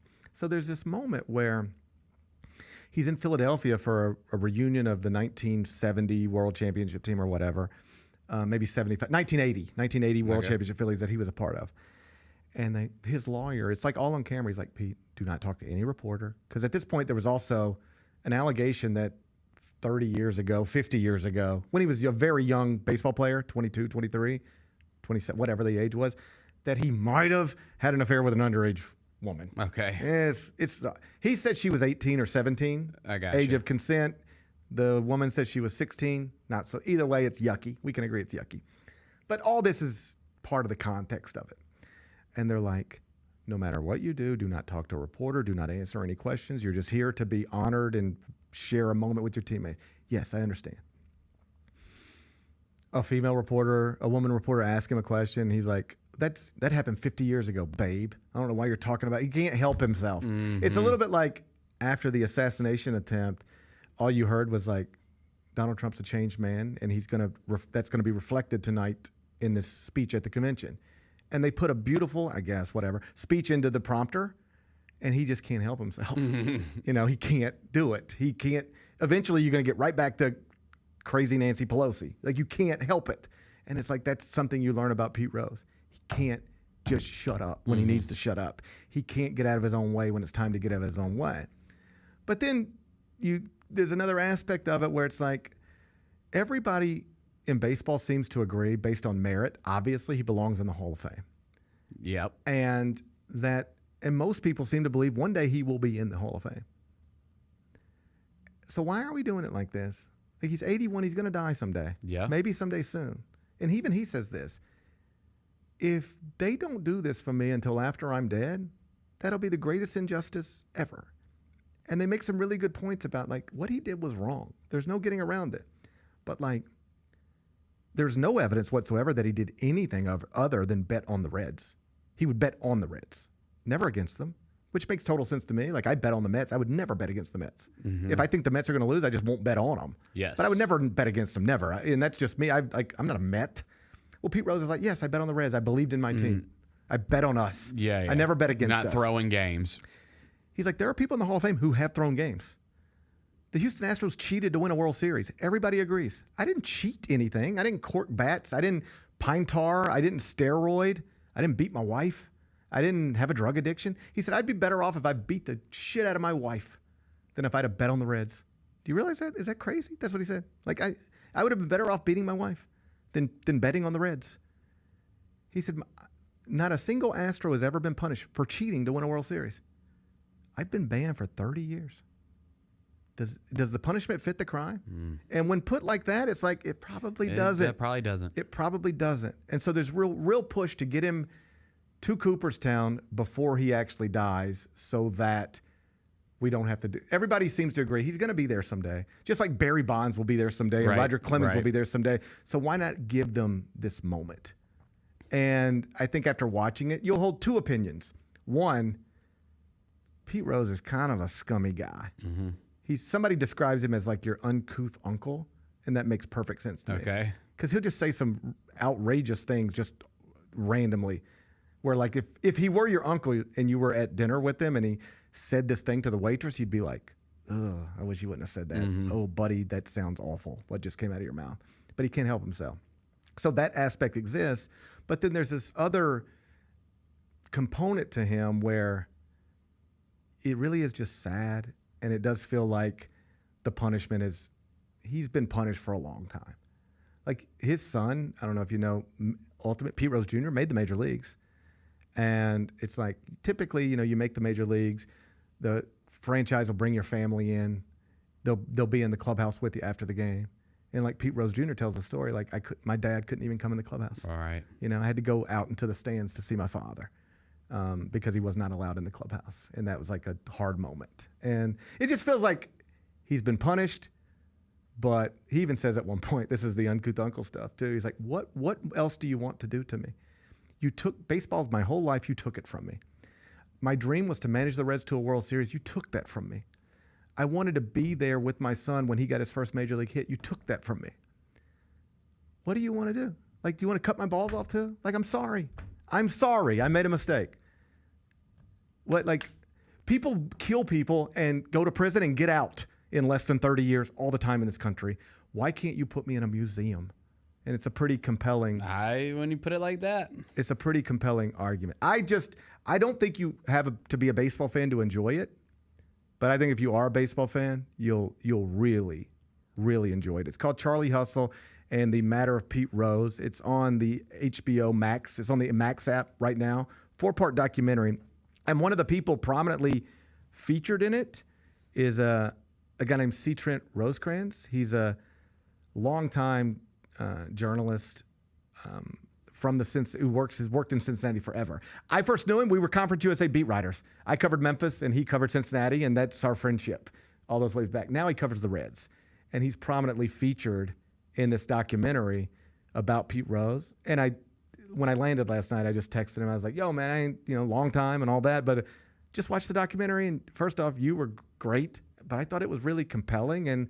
I'd love to talk to you about it if you could. So he's going to come on with us Thursday. Cool. Yeah, so we'll talk to Trent about that on Thursday. But if you're looking for things to binge watch, and it's not a hard watch. And that's the other thing. I sort of jokingly about House of the Dragon.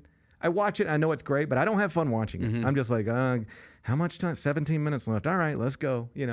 This, I could have just. It was easy to watch. If it was 6 hours, I could have watched it. I have read some reviews. Oh, by the way, like approval rating, Rotten Tomatoes, 100%. I mean, so I've read some reviews that are like it's a little too long or it gets a little too whatever. I was not bored for a second. I thought it was terrific. So if you're looking for something to watch and you care about anything I just said, Charlie Hustle and the Matter of Pete Rose on the Max app right now. Be back with the GP's Carryout. They needed size. They needed shooting. What were your initial thoughts on how this class turned out for the Grizzlies? Analytically looking at it, you had to have a big man, and they got the best big man that was left on the board. Hey, Grizzlies fans, be sure to tune in to Grizzbeat, where the panel and I break down all things Grizzlies and take a look at the rest of the NBA as well. The show is live every Wednesday, 2 p.m. on YouTube at Grind City Media and the official Grind City Media app. Let's check out the American League. Odds to win the American League this year. The New York Yankees are still at the top. I think if you're looking for a value pick, it's probably the Guardians. Yeah. I mean, at plus 600, they have the best record. Yeah. and they just kind of do it quietly because they have a lot of guys that you've never heard of. The Odds Couple with Rob Fisher, Lang Whitaker, John Roser, and CJ Hurt live Thursdays at 2 p.m. on YouTube at Grind City Media and the official Grind City Media app. A movie called Crossover. It's a basketball movie, but I think it's the top 3 worst basketball movies I've ever watched in my life. Anthony Mackie, Yes. Wayne Brady. Yes, and hot sauce. Hot sauce. Oh my God. Did you ever consider that I'm about to watch a movie where one of the actors is hot sauce? and think this is probably not the best idea. The Chris Vernon Show, live weekdays at noon on YouTube at Grind City Media and the official Grind City Media app. Sonic Radio. Welcome back to Sonic RNDIO. That spells radio with me, the CIO. This just in, the new Sonic $1.99 menu lets you build a crave-worthy meal for just $1.99 an item. Whether that's a creamy shake, crispy tots, or a quarter-pound double cheeseburger. This just out. Ostriches. They're mean, not very cute, and in my opinion, way too big for a bird. Don't miss the Sonic Fun 99 menu. 5 items, always $1.99. Live free, eat Sonic. Tax not included. See menu for details. Let's face it, there's a lot of trash talk in basketball, but the great teams let their performance do the talking. Like Ford F-150 with Pro Power on board, a class-exclusive industry-first feature that turns your truck into a mobile generator and leaves the competition speechless. Ford F-150, official truck of the Grizzlies. Greatness starts here at your Mid-South Ford dealer. Class is full-size pickups under 8,500 pounds, GVWR.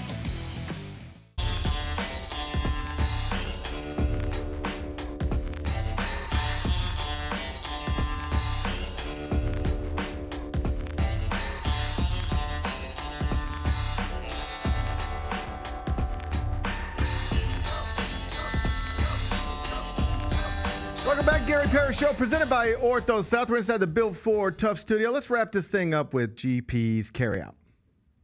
It's time for GP's Carryout. One final segment filled with stuff to take with you. It's not everything you need to know, but it's most of it. What did we learn today? A whole bunch of stuff, but we mostly focused on, I guess, my trip overseas and the Paris Olympics and all things that fall underneath that umbrella. I was talking with Jessica earlier about it, and, when people ask you about, so how was your trip? And, it was like, there's a lot of awesome stuff. You spend time with your wife. That's awesome, obviously. And Diana and Sylvia, our 2 exchange students, came to visit us. Cool. Diana came to Spain, and Sylvia came to Monaco. And how's this for a story? Check this out. I don't even know if this is, I guess it's public. I could probably say it. How about this? So Diana, she's the first exchange student we had. And we didn't ever expect to be exchange student parents, host. The truth is, at the time, Kelly was teaching high school. Okay. And there was a little girl from Germany who had come to high school in the States, signed up to be, the way it works is you sign up to be an exchange student, right? I'm going to go to America. Imagine living in Berlin and your idea of going to America. Yeah. You're probably thinking of New York or LA okay? And you end up in South Haven, Mississippi. Right. Okay. Whoa.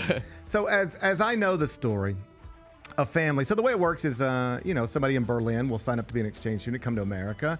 And then a family in America will be like, we would love to host an exchange student. And then there's a company in the middle that connects these people. And buddy, they make a lot of money. All right.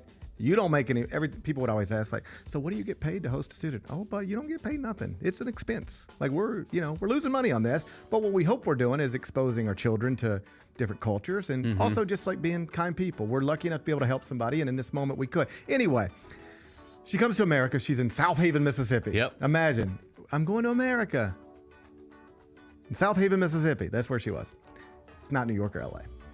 So my understanding of the story is that the family that had agreed to accept her, it was like a mom, dad, and a daughter. And the mom, dad thought, like, yeah, we have a teenage daughter, and we'll bring a teenage daughter from Germany here, and they can be friends and understand each other's cultures, and it'll be a great experience. Sounds like that makes sense. Well, the mom and dad split up in between the time that Diana agreed. So it's like you agreed to all this stuff in like April, and then in August you move here. Sometime between April and August, the family fell apart. Okay. And it was just suddenly you're not only are you not in New York or LA or Chicago, you're in South Haven, Mississippi, with a family that's going through a divorce, and it's That's just tough. Yeah. It's tough. So Kelly heard about this and honestly just went to check on her and was like, "Are you okay? Is there anything?" And she was like, "I don't know what to do. This is not what I thought." And I just remember Kelly calling me at one point, and I was out of town, and she was like, "Hey, there's this little girl, and she seems like she's in a bad situation here, and we have an extra room, and we could do." And I was like, honestly, I didn't even care. I was like, I'm not even around until April. Whatever. I'm gone half the week anyway. If you think it's something we should do and can do, let's do it. So we do it. And it was just the best experience. She's just like, when you ask our boys, because then we got put in the system once we took Diana. Yeah. And that's how we ended up with Sylvia. Same thing. They bring Sylvia here from Italy. Her dream is to come to America. She's in Hernando, Mississippi. These poor girls. And literally sleeping on a couch. And so we hear so then they contact us. Like, we have a little girl and she's here and she's got a place, but she's sleeping on a couch and it's not great. I was like, bring her to us. So we hosted her too.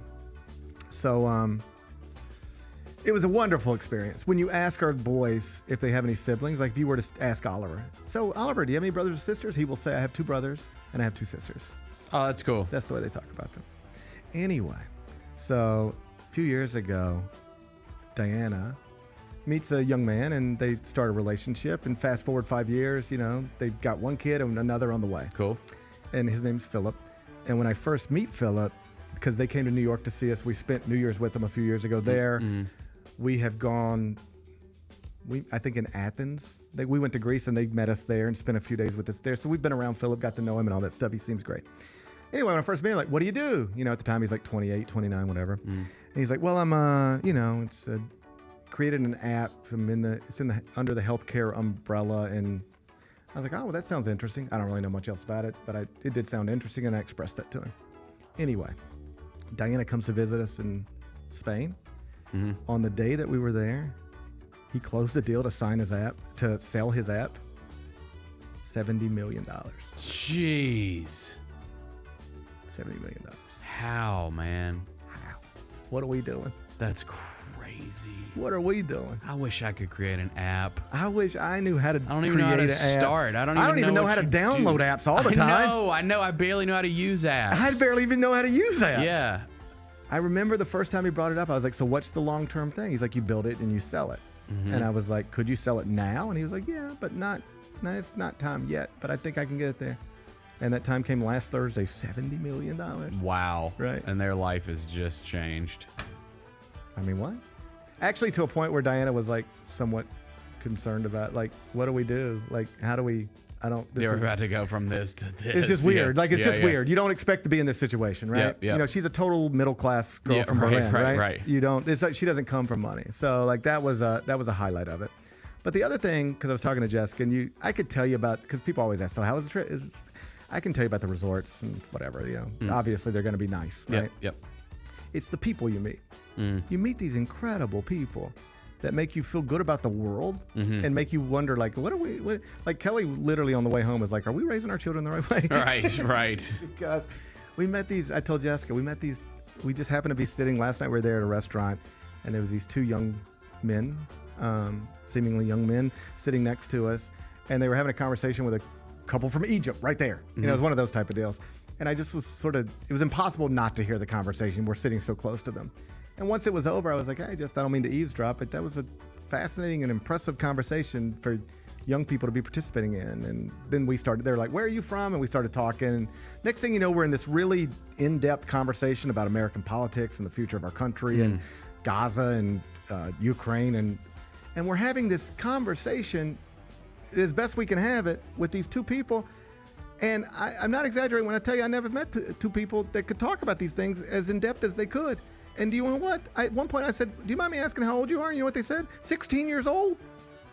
Yeah. They were 2 16-year-old boarding school students whose fathers have residences in Monaco because they're super rich, clearly. So they were just there spending a week at their father's places. But I never seen 2 more impressive young people as it pertains to an understanding of what's happening in America right now. And they're not American. But they knew everything. And then we met a couple from Saudi Arabia that was the exact same thing.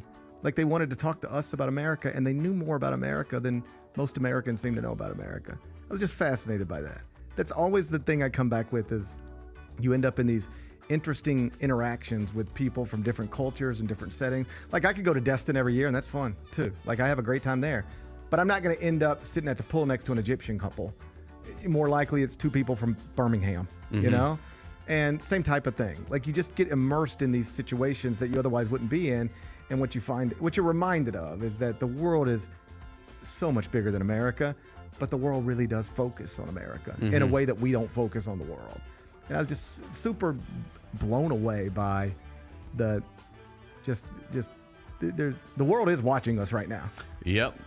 And these young people who have no actual connection to America seem more concerned in a variety of ways about the future of America than I think most 16-year-olds in America actually are.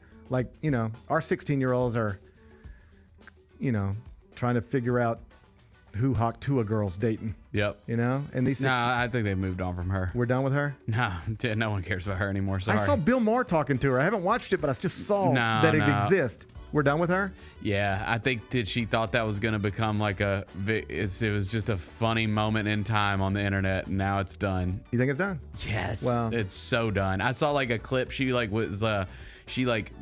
spoke or introed somebody at some concert, and like nobody did anything. No one even clapped. It was just like, It's over. We're done with her. It's over. Yeah. I don't think her post Hawk-Tua persona worked very well. No, she thought she was gonna be famous. She is famous, buddy. She is famous. She's famous, but I haven't seen one interview with her where I was like, okay. She's like, I'm gonna launch a podcast. Okay, well, like no one cares. I'm not interested. I haven't heard you say an interesting thing since you did the Hawk-Tua thing. Yeah. Whereas Cardi B just kind of got famous being something other than a rapper. Yep. But then you start watching her, and she's just hilarious. Right. Every time she jump on anything, she's just funny. I don't get the same feeling from Hawk-Tua girl. So. I think that thing's done. Yeah, so it might be done. Either way, our 16-year-olds are doing whatever, and I don't mean to stereotype. There's some amazing 16-year-olds here in America, probably at Lausanne, right? Yeah. But I just ain't never seen 16-year-olds like this. Yeah. And then you take these Saudi Arabian kids we were around. Did I tell you about them? Mm-hmm.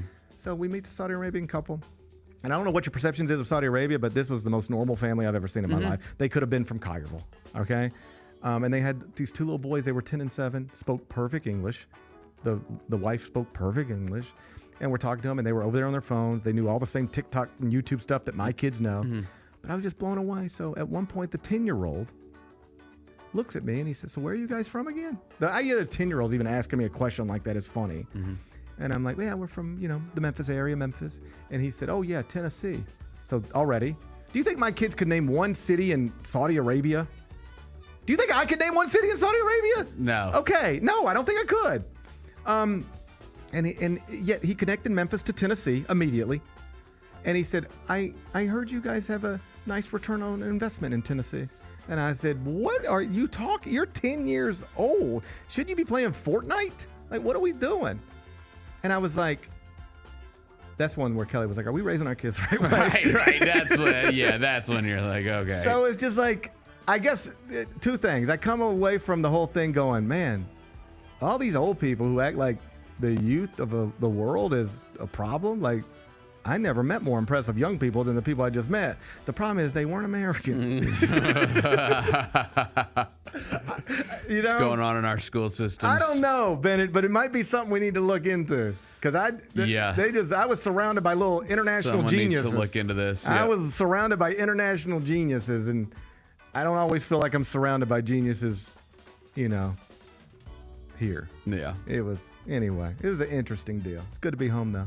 It's good to be back. What's today's biggest game? Oh, we're doing Major League Baseball today, Bennett. Okay. Guess who's pitching tonight? I bet it's Paul Skeens. Paul Skeens is on the mound for the Pirates. 7-10 first pitch. It's the Pirates at those cheating-ass Astros. Oh. Minute Maid Park, down in Houston. Paul Skeens is on the mound for Pittsburgh. He's now 6-1 with a 1.93 ERA on the mound for Houston. Jake Bloss. And here's all you need to know about Jake Bloss. You go to ESPN.com. Type in Jake Bloss. No profile. You ain't even got a profile. Yep, that's all I need to know. That's all you need to know. And it's Pittsburgh minus 145. You also got Skeens coming off a loss. Yes. Give it to me. 6-1, Yep. 1.93 ERA now. Big Bet Bennett says take Pirates. Paul Skeens and the Pirates minus 145. First pitch, 7-10. What are we watching on TV? I guess we're watching Raw, but Bennett, you got to help me. I don't know what's happening. I don't know what's happening either. I didn't watch SmackDown. I don't know if you know. I've been out of the country. I've been in Arkansas. Yeah, same thing. Yeah. It's basically the same thing. It's a different country to me. Now I've done some reading, and it seems like Cody Rhodes didn't get his brains beat in on Friday night, but he did address the crowd, and we're just a few days away now. I think it's next weekend. SummerSlam? Solo Sikoa. Yep. And Cody Rhodes for the undisputed heavyweight title. But I don't really know what's happening right now. Are we fired up or not? With 7 o'clock tonight on Raw? I'll get fired up. I'll watch tonight and I'll get fired up. I'm going to watch tonight. I'm going to get fired up too. But I got Olympic fever too. That's the problem. It's a weird thing. The Orioles are in a playoff run. Mets are in a playoff run. We have Olympic fever. Yeah. And wrestling still exists. Yeah. There's a lot going on.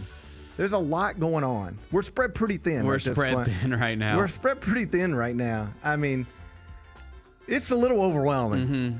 I mean, I know everybody's got challenges in their own lives. Yep. And I would never diminish those. But like our own personal challenges, there's a lot going on. Yeah, I know Rhea Ripley came back. Man. Chase Liv Morgan out of there. You leave my man alone. It's the last thing I saw. She took Dirty Dom back. She took Dirty Dom back. And left literally left crying. I felt bad for her. Yeah. You ever been in a situation like that? You think you've made an impact on somebody, and the next thing you know, they just go right back to the person they were with. Yeah. I went through that one time. Been there. I've done that. I went there one time. I went there one time. Yeah. We've all been there. I mean, I could tell you another 7-minute story, but it feels unnecessary at this point. Anyway, that's what happened to Liv Morgan. I felt bad for her. But she's about to lose her title to Rhea, isn't she? I think so. Yeah, and she should. Rhea's getting that title back. And she deserves it. She deserves it. So we'll watch Raw tonight. We'll see what happens, and we'll be caught up soon. We'll get caught up soon. What's the best thing we've read? How about this? Just go Google Charlie Hustle and the Matter of Pete Rose and read for yourself. Don't take my word for it. Find some of the reviews written about this documentary. 4-part series. It's on the Max app right now. I like it. Ben, okay. I want you to watch it. I'm going to watch it. I want you to watch it, and I want you to tell me. And then when you don't, if you liked it, and then when you're done with that, I want you to explain to me what's going on with all these dragons and stuff. Okay, I will. I seen Rhaenyra kiss that girl. Yeah. What's her name? I don't know. Marissa? I don't know her name. Starts with an M. She's always up to something. I don't know if you could trust that one. No, she's got too many secrets. Yeah, she's got a lot of secrets. She's got too many secrets. I feel like I don't know that you could trust her. And I don't mean to talk about her like that because I don't know her. But just my perception of her, I don't think I could trust her. I wouldn't either. I don't know that I could trust her. I bet there's going to be a turn there. I do. I think Rhaenyra is going to pay for that. Mm-hmm. I think that's going to come back to haunt her. I do too. There's a lot of stuff going on. So just Pete Rose documentary. Google it, read about it, and then if you want to watch it, you can watch it. If you don't, I don't really care. What's on tap for tomorrow? Well, tomorrow's Tuesday. Man, you know how much I love Tuesday. Mm-hmm. Not as much as I love Moose Knuckle Monday. I don't know what that means. Glorilla says it's Moose Knuckle Monday. What's that? I'm not sure I can say. I don't know if I'm allowed. You Google I know that. I'm a bit of a square, but I've never heard that one. You're going to have to Google that. I don't think I can. I'll go look into it. I don't think I can explain to you in any detail what Moose Knuckle Monday is. Okay. But Big Glow says today is Moose Knuckle Monday. I'm trying to even think what that could mean, but I'll look it up. You do that on your own time. Okay. All right? I'll do it on a different computer. On a different computer on your own time. That's what Big Glow says. So I'd be lying if I told you I like Tuesdays as much as I like Moose Knuckle Mondays. Okay. Because that's insincere. All right. But I do like Tuesdays in part because Chris Verner's gonna be with us. Yep. Chris Verner will be here. Good. So we'll talk. We'll talk about Jason Tatum getting benched and whatever else comes up. Good. I'm looking forward to it already. Me too. All right. Enjoy the rest of your Moose Knuckle Monday. I'm gonna try to enjoy mine. I don't know how you couldn't really, given the context. We'll be back here tomorrow at 10. Till then, be careful, be kind, be good. Rep your hood.